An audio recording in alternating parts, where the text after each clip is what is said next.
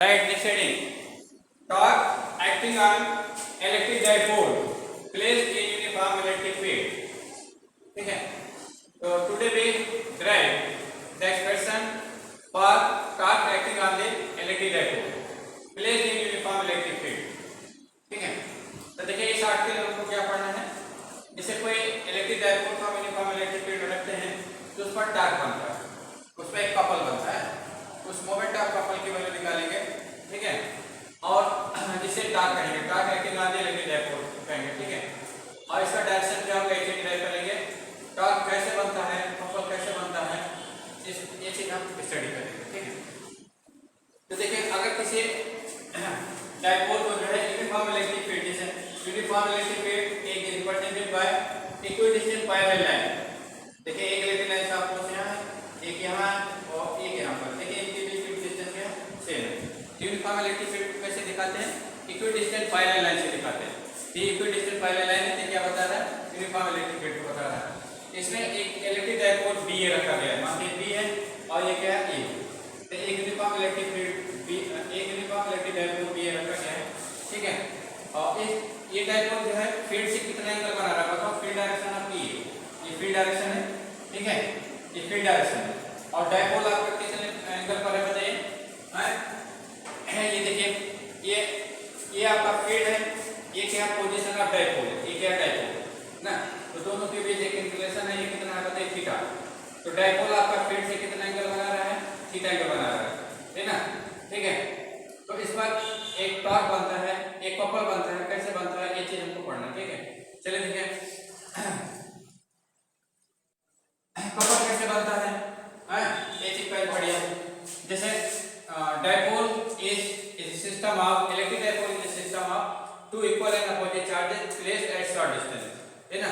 इसमें देखिए दो चार्ज है, -q प्लस q है. ठीक है. तो प्लस q पर एक फोर्स लगेगा, एक -q पर फोर्स लगेगा. तो प्लस q चार्ज पर जो फोर्स लगता है कितने लगता है, plus q charge plus q पर जो फोर्स लगता है इन द डायरेक्शन ऑफ फील्ड लगता है. प्लस q चार्ज पर फोर्स जो लगता है कितना लगता है, इन द डायरेक्शन ऑफ फील्ड. है ना. तो देखिए इस पर जो फोर्स लगेगा फील्ड डायरेक्शन में लगेगा. तो ये आपका ये क्या हो जाएगा, ये इक्वल टू q हो जाएगा. ये आपका फील्ड डायरेक्शन में फोर्स लगता है. और नेगेटिव चार्ज पर किधर फोर्स लगता है, मतलब नेगेटिव चार्ज पर जो है इन the opposite direction of field लगता है. फील्ड आपकी राइट है तो फोर्स किधर होगा बताओ, इसका अपोजिट मतलब लेफ्ट होगा. इस टाइप से ये नेगेटिव चार्ज पर जो फोर्स लगेगा, टॉर्क के नेगेटिव डाइपोल के नेगेटिव चार्ज पर जो फोर्स लगेगा -q लेफ्ट होगा. ये आपका क्या राइट है. ठीक है. तो अगर किसी रोटेटिंग सिस्टम पर दो इक्वल अपोजिट फोर्स लगते हैं तो एक कपल बनता है. ठीक है. जैसे एग्जांपल दीजिए, जैसे जब आपको लिड ऑफ बॉटल की लिड खोलना होता है तो आप क्या करते हैं बताइए. जैसे बॉटल की लिड खोलना होता है तो क्या करते हैं, आप जो है दो फोर्स लगाते हैं ना. चलिए देखिए जैसे पेन है, जैसे पेन है इसको खोलना है तो आप हम क्या करते हैं मतलब दो फोर्स लगाते हैं. देखिए एक इधर, एक देखिए इस तरह से दो फोर्स लगाते हैं.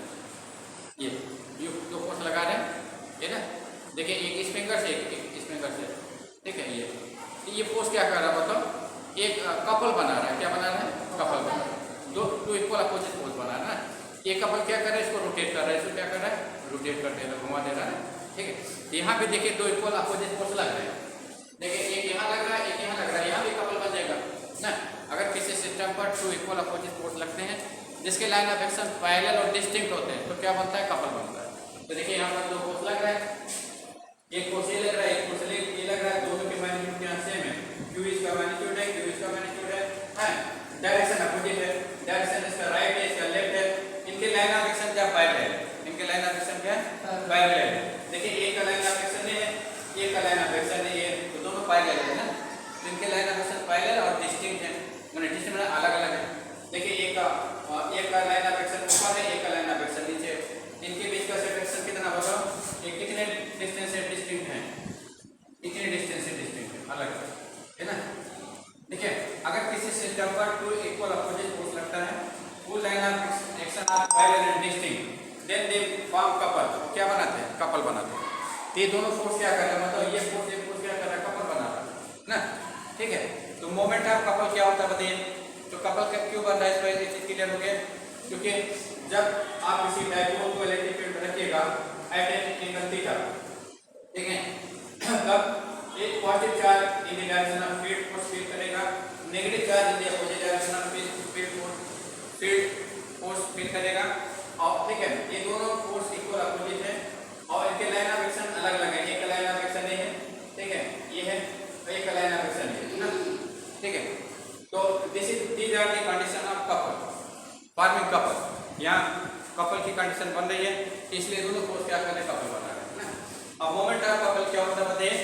मोमेंट ऑफ कपल जो होता है magnitude of one of the force forming couple into perpendicular distance between the line of action of the two forces. ये होता है ना, मोमेंट ऑफ कपल की डेफिनेशन क्या होती है? Product of magnitude of one of the force and perpendicular distance between the line of action of the two forces forming couple is equal to moment of couple, है ना। तो moment of couple किसके बराबर हो जाएगा बताओ? Moment of couple किसके बराबर हो जाएगा? Moment of couple, moment of couple या जिसको आप टॉर्क कह रहे हैं, ठीक है, torque acting on the dipole है। इस टॉर्क को किससे दिखाते हैं? टाउ से। तो टाउ की वैल्यू क्या हो जाएगी बताइए? Magnitude of one of the force माने एफ या एफ में से कोई एक फोर्स ले लीजिए into perpendicular distance between the line of action of the two forces. तो देखिए एक का लाइन ऑफ एक्शन ये है, एक फोर्स का लाइन ऑफ एक्शन ये है और दूसरे फोर्स का लाइन ऑफ एक्शन ये है ना। देखिए एक का लाइन ऑफ एक्शन ये है और दूसरे का लाइन ऑफ एक्शन ये है, इनके बीच की परपेंडिकुलर डिस्टेंस ये है ना, ठीक है। तो ये जो डस्टर की लेंथ है इससे मल्टीप्लाई हो जाएगा ना, चलिए मल्टीप्लाई कर दीजिए। तो डस्टर की लेंथ किसके बराबर है? एम के बराबर। किसके बराबर है? एम के बराबर ना, एम से मल्टीप्लाई हो जाएगा। हां, तो टाउ इक्वल क्या हो जाएगा? एफ की वैल्यू क्या है? एफ की वैल्यू आपका है q × e और इनटू एम की वैल्यू निकाल लीजिए। तो एम की वैल्यू कितना होगा बताइए? देखिए ये एंगल थीटा है आपका, डायपोल की डायरेक्शन क्या होती है? From negative to positive charge, ये p की डायरेक्शन हो गई, डायरेक्शन ऑफ p हो गया ना, ठीक है। तो और ये direction of p, e p के बीच एंगल कितना? थीटा। तो देखिए ये लाइन पैरेलल है, ये लाइन और ये लाइन पैरेलल है, ये जॉइनिंग लाइन है। अगर ये एंगल थीटा है तो भी थीटा हो जाएगा, क्यों थीटा हो जाएगा? करस्पॉन्डिंग एंगल, क्यों थीटा होगा? करस्पॉन्डिंग एंगल ना। देखिए इन राइट ट्रायंगल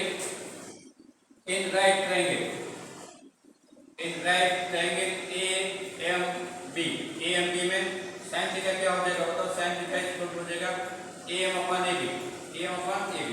तो sin of theta equal to AM, AB की वैल्यू क्या है? 12।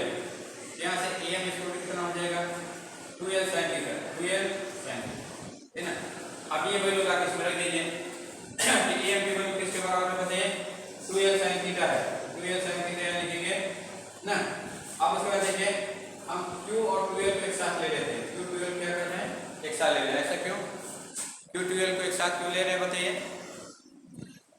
हाँ, इसलिए Q12 का प्रोडक्ट क्या होता है? P होता है। Q12 का प्रोडक्ट क्या होता है? इलेक्ट्रिक डायपोल मोमेंट P होता है ना, ठीक है। तो P बन जाएगा, क्या बन जाएगा? P बन जाएगा ना, ठीक है। यहाँ पर आप P लिख सकते हैं, हाँ। तो ये हो जाएगा P into E into sine theta, तो हो गया P E साइन थीटा, ठीक है। इस तरह से टॉर्क के लिए इक्वेशन लिख दीजिए। टॉर्क के लिए क्या हो गया? टॉर्क के लिए इक्वेशन मिल गया, ठीक है। अब देखें तो जैसे A क्रॉस B क्या होता है बताइए? A क्रॉस B होता है, A cross B equal to AB sin theta unit vector ये होता है ना, ठीक है। तो अगर आपके पास AB sin थीटा है तो उसको A क्रॉस B लिख सकते हैं ना, ठीक है। अगर आपके पास P sin थीटा है तो इसको क्या लिख सकते हैं? Vector P cross vector E लिख सकते हैं, हाँ। वेक्टर फॉर्म में जैसे टॉर्क कीजिए वेक्टर क्वांटिटी, टॉर्क क्या है मतलब? Vector quantity. जब वेक्टर क्वांटिटी है then what is its direction, इसका डायरेक्शन क्या होगा? इसका वेक्टर फॉर्म लिखते हैं तो वहां से डायरेक्शन मिल जाएगा। इसका वेक्टर फॉर्म क्या बनेगा बताओ? टाउ इक्वल टू हो जाएगा vector P cross vector E, vector P cross vector, ये वेक्टर फॉर्म हो गया, ठीक है। अब देखिए ये क्रॉस P की डायरेक्शन कैसे निकालते हैं? मैक्सवेल राइट हैंड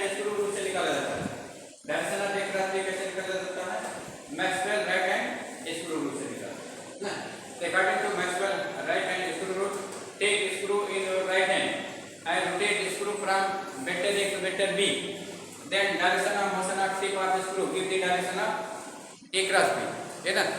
ठीक है, तो देखिए ये आपका स्क्रू मान लेते हैं, हाँ ये स्क्रू है, इसको राइट हैंड हमने ले लिया। अब हम क्या करते हैं, इस स्क्रू को जो है ए से बी, यहाँ पर ए की प्लेस पे P है और बी की प्लेस पर E है, तो P से E को घुमा लें, P से E को क्या करें, घुमा लें। तो P से E को घुमाने पर रोटेशन कैसा बन रहा है, P से E को घुमाने का रोटेशन कैसा बन रहा है, clockwise anti clockwise, clockwise rotation है एंटी क्लॉकवाइज है, क्लॉकवाइज है, क्योंकि घड़ी इस टाइप से चलती है ना, है नीडल ऑफ क्लॉक इस टाइप से चलती है, तो direction of motion of needle of clock क्या कहलाता है, क्लॉकवाइज कहलाता है। Opposite direction of motion of needle of clock क्या कहलाता है, एंटी क्लॉकवाइज कहलाता है। तो देखिए घड़ी के सुई के चलने की दिशा में रोटेशन बन रहा है ना, ठीक है। अगर स्क्रू जो है क्लॉकवाइज घुमाया जाता है तो क्या होता है, नट खुलता है, नट खुलता है बंद होता है, खुलेगा, खुलेगा या बंद होगा, बंद होगा भाई, एंटी क्लॉकवाइज घुमाने पर खुलता है, एंटी क्लॉक घुमाते हैं तो क्या होगा, खुलेगा, क्लॉकवाइज घुमाएंगे तो बंद होगा, अंदर बंद होगा, अंदर जाएगा, टाइट होगा ना, ठीक है। जैसे ये आपका पेच है, इसको आप क्या करेगा, क्लॉकवाइज घुमाइएगा तो अंदर जाएगा, टाइट होगा, हाँ, और एंटी क्लॉकवाइज घुमाइएगा तो क्या होगा, खुल जाएगा ना, बाहर आ जाएगा, हाँ। तो मान जैसे एंटी क्लॉकवाइज घुमाए तो इसको लगाकर बीच में ये पेच लगा हुआ है, इसको घुमाए तो क्या होगा, धीरे धीरे ये खुल जाएगा, बाहर आ जाएगा, खुलने वाला टिप ऑफ स्क्रू क्या आ रहा है, बाहर आ रहा है ना। और अगर क्लॉकवाइज घुमाते हैं तो क्या होगा, अंदर चला जाएगा, मतलब टाइट हो जाएगा, मतलब टिप ऑफ स्क्रू अंदर जा रहा है ना। यहाँ पर रोटेशन कैसा बन रहा है बताओ, यहाँ पर रोटेशन क्लॉकवाइज बन रहा है, कैसा बन रहा है, क्लॉकवाइज। तो जब क्लॉकवाइज बन रहा है इसका मतलब टाइट हो रहा है, टाइट मतलब टिप ऑफ स्क्रू नीचे जा रहा है ना। तो यहाँ पर और टिप ऑफ स्क्रू की डायरेक्शन ऑफ टाउ बनेगा, डायरेक्शन ऑफ टाउ बनेगा ना। तो टाउ की डायरेक्शन क्या किधर है बताओ, perpendicular to the plane, perpendicular to the white board in inward direction, perpendicular to the white board in inward direction, है ना, ये तो डायरेक्शन होगा, ठीक है। इस जो टाउ की डायरेक्शन है perpendicular to the white board in the inward direction, ठीक है, ये आपकी डायरेक्शन बन जाएगी, ठीक है। अब देखिए यहाँ से एक इम्पोर्टेंट डेफिनेशन आपको पी की मिलेगी, पी की एक इम्पोर्टेंट डेफिनेशन मिल जाएगी, ठीक है। तो डेफिनेशन ऑफ पी है, तो पी की डेफिनेशन लिखते हैं, ये तो पूछा जाता है, define electric dipole moment in terms of torque, derive electric dipole moment in terms of torque है। तो electric dipole moment, electric dipole moment, dipole moment in terms of torque, electric dipole moment in terms of torque है। तो torque के term में electric dipole moment define करते हैं।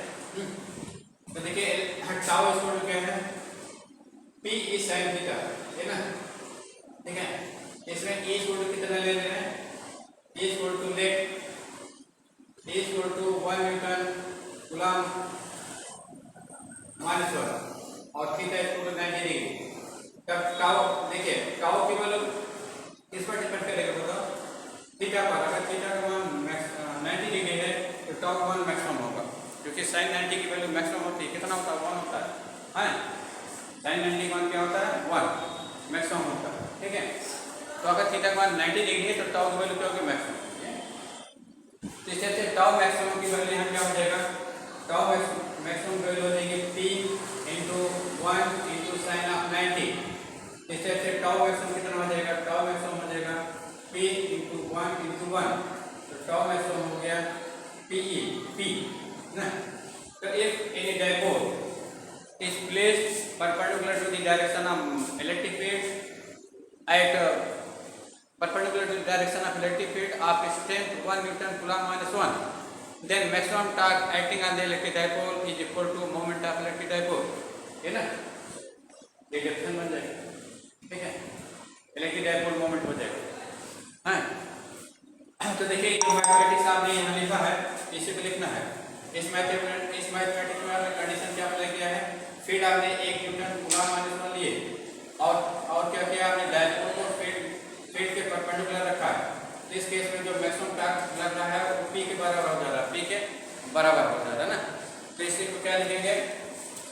Maximum torque acting on the electric dipole place acting on the electric dipole placed perpendicular to the direction of field of strength 1 Newton Coulomb minus 1 is equal to moment of electric dipole is equal to moment of electric dipole ना, ठीक है, ये definition में है। तो चलिए लीजिए maximum torque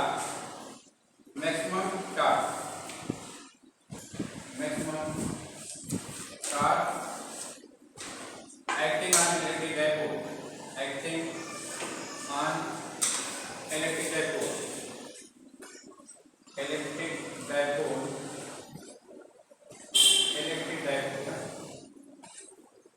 placed perpendicularly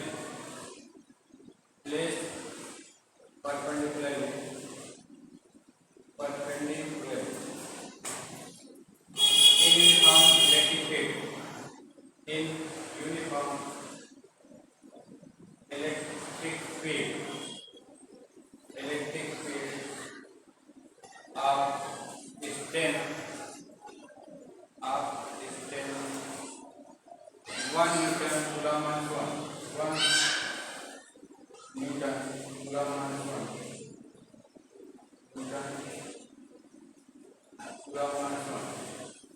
is called is equal to electric dipole moment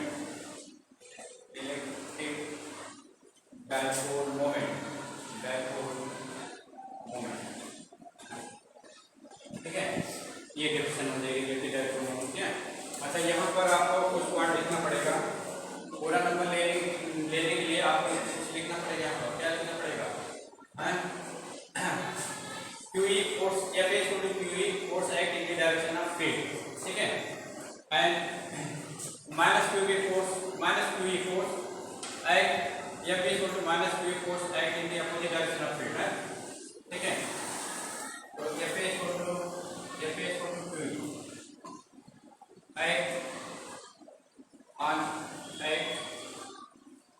in the direction of field in the direction of field, ठीक है, field and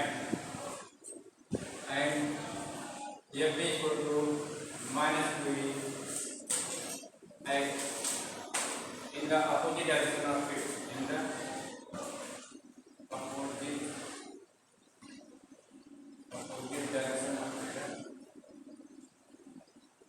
direction of these two forces are equal and opposite in direction. These two forces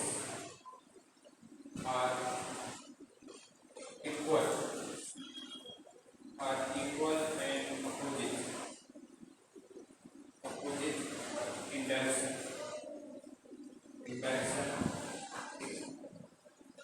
Whose line of action are final and distinct. Whose line of action are parallel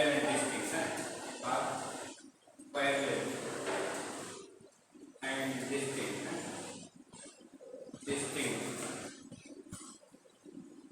So they